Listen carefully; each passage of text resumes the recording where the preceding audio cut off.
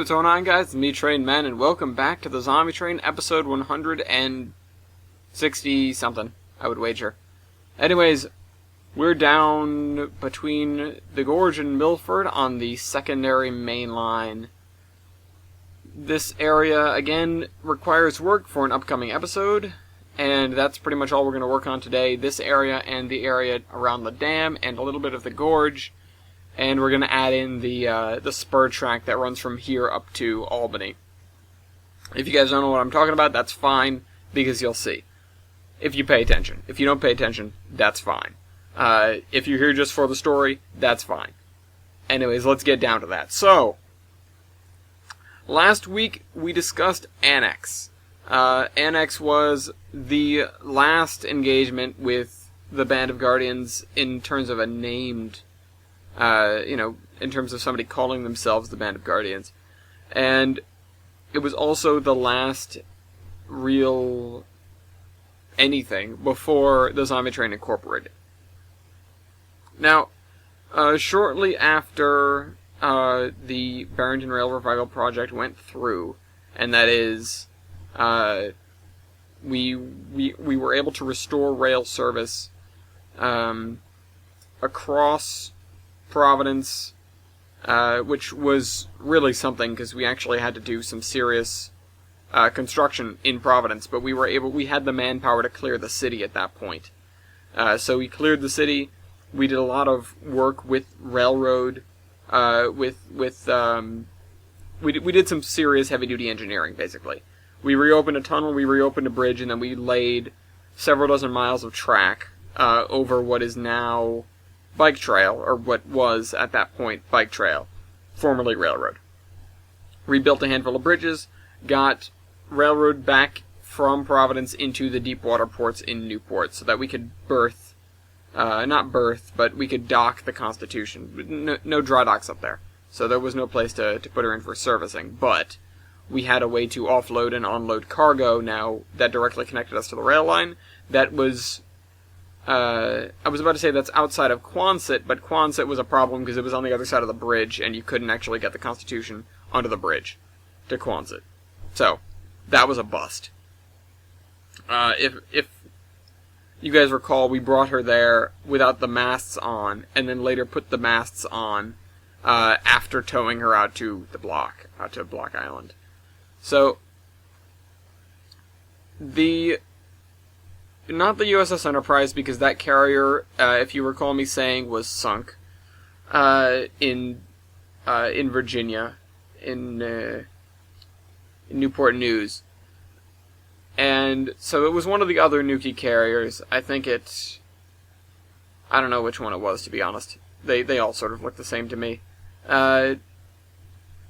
Enterprise holds a special place in my heart, but the other ones, meh. They showed up in Quonset, and this was shortly after we'd taken back Quonset. There was a period of time that's known as the Islander War, where it was the New Republic of Block Island versus the Quonsets, actually, and that was, I believe, the first direct ship-to-ship combat that we had as the Zombie Train, although we didn't really take a part in it. It was the New Republic of Block Island and the Quonsets. I don't think we were there for it, actually. We may have been in Portland during that. But we get back, and this, this admiral that we'd met before, he wasn't... He was being very careful with his words. He'd come around. He was being very careful with his words towards me. He talked me into heading with him back to the West Coast for something. He told me it was a gift. He told me he had a proposition for me.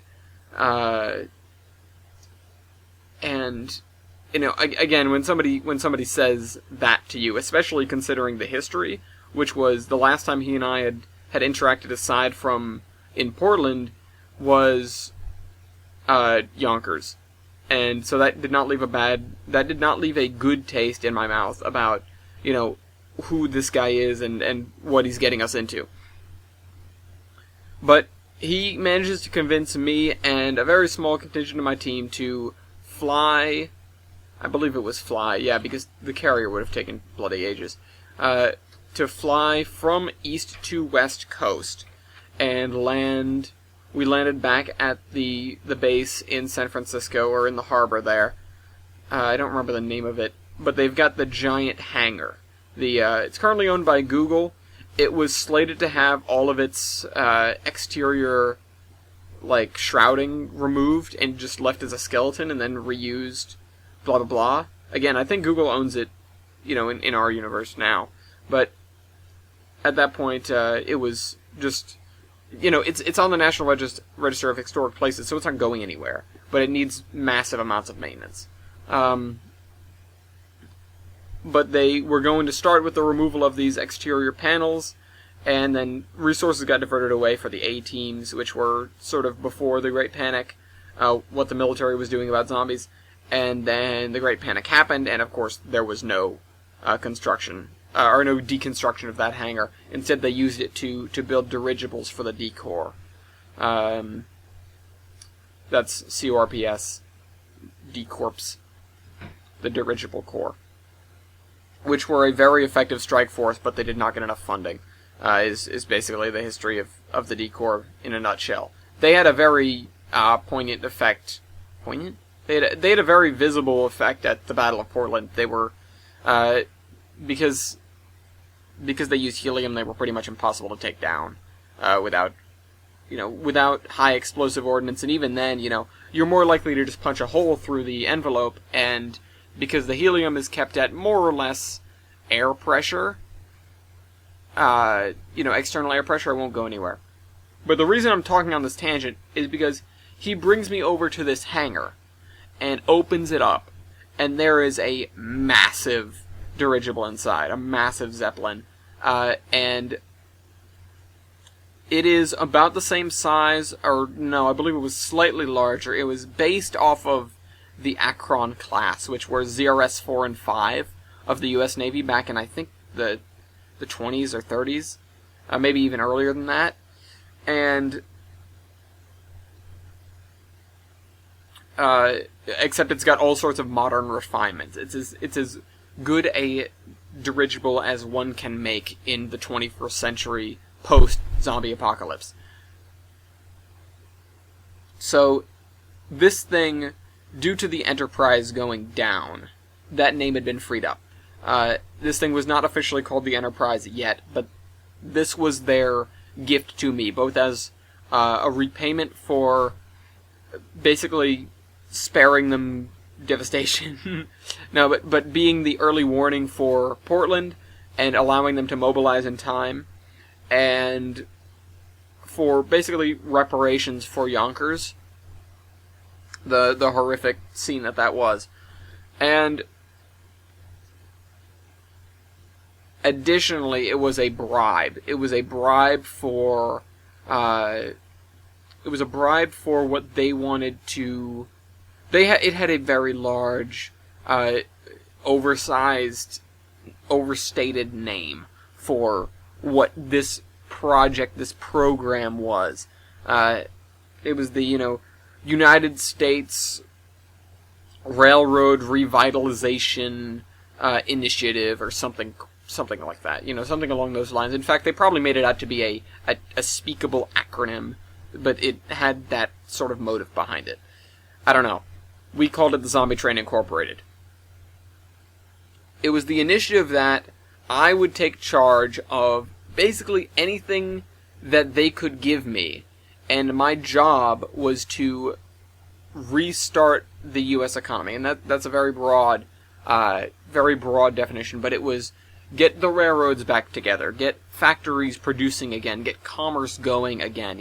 What do we need, where do we need it, when do we need it, how much do we need of it, and, supply and demand, of course, work themselves out pretty handily, but getting things from point A to point B, that's where I came in.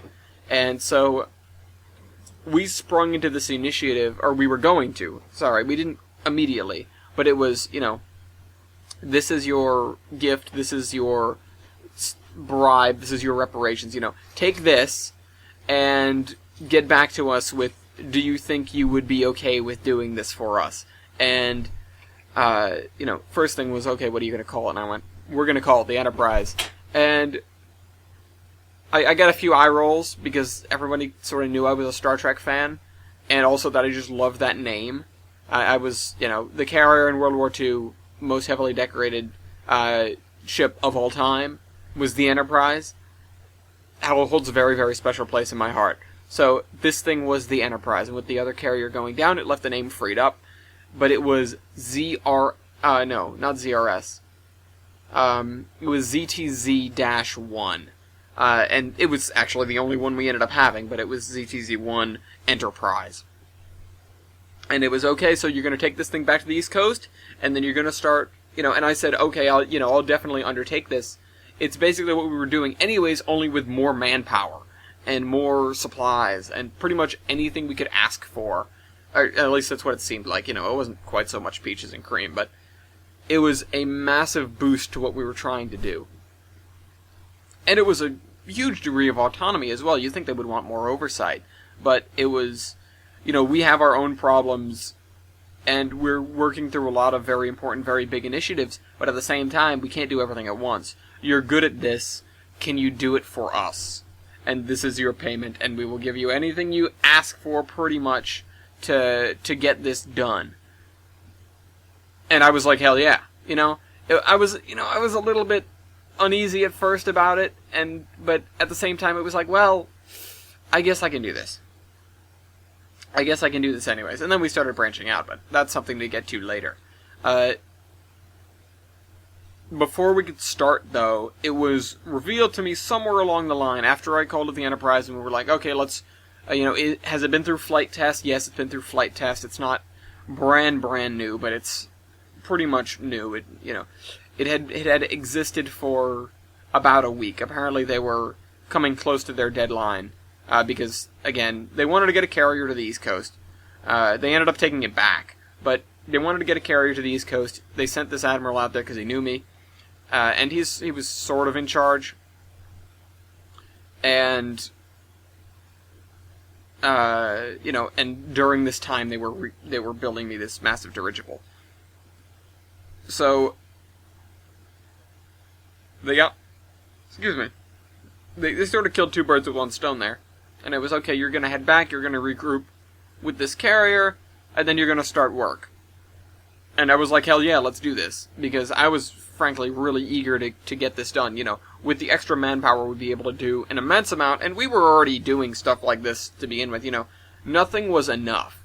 We got the rail to Newport done, and it was like, okay, well, what are we going to do next? Not, oh, look, we're done. It's, oh, let's reinstate this connection, or let's work on this, let's work on that. There were always more plans on the drawing board, and now we could hit more of them. Again, it wasn't as lovely as I'm making it sound, but that's really, it was really the way it was. But, so in short, he took me out there, he showed me this dirigible. I was pretty much sold from the moment I saw that thing. It had these rebuilt, redesigned, they called them Sparrowhawk 2, which were these biplanes that were designed to hook onto the trapeze, because it's a flying aircraft carrier as well. It carries biplanes. It can't carry anything, it can't carry monoplanes because they go too fast. When you launch and pick these guys up, they have to come up and they have to grab onto a hook underneath it, and then it pulls them in on a trapeze sort of thing. You can look this up. Look up the USS Akron. Or the ZRS 4 or 5 or whatever it was. But it was revealed to me during these proceedings that Weibold was missing. And so instead of heading straight home, I ordered us to go basically on the hunt for Weibold, and we followed and we traced as to what his last known position was, and we found the aftermath of the Battle of Annex. Or the Battle for Annex, or, however you want to phrase it. Which was just as we've talked about, in sort of an indiscriminate part of the desert. I was not happy that they sort of left him out there. That was the first friction that we had. We created Zombie Train Incorporated, and I was like, okay, well, I need my partner in crime, I need Weibold here. He'd be an immense help with this. And they're like, oh, we don't know where he is, he's lost. And I was a little bit ticked. Anyways, I'll talk to you guys more about that next week. Trainman out.